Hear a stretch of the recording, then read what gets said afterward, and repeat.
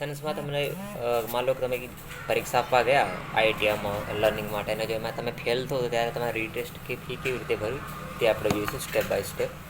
પહેલાં તમારે ગૂગલ ક્રોમમાં લખવાનું છે એમ પરિવહન, પછી ત્યારબાદ તમારે એમ પરિવહનની વેબસાઇટ પર જવાનું છે.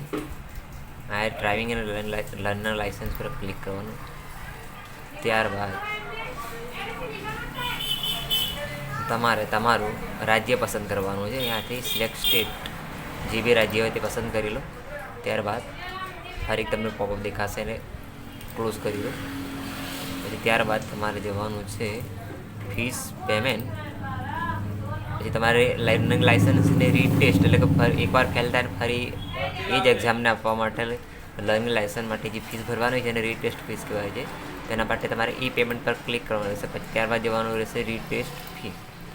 ત્યારબાદ તમારો અહીંયા એપ્લિકેશન નંબર અને જન્મ તારીખ નાખી અને ક્લિક હિયર ટુ કેલ્ક્યુલેટ પર ક્લિક કરશો એટલે તમને રીટેસ્ટ ફી બતાવશે. આ રીતે તમારી ટેસ્ટ ફીસ તમારી જમા કરવાની હોય છે.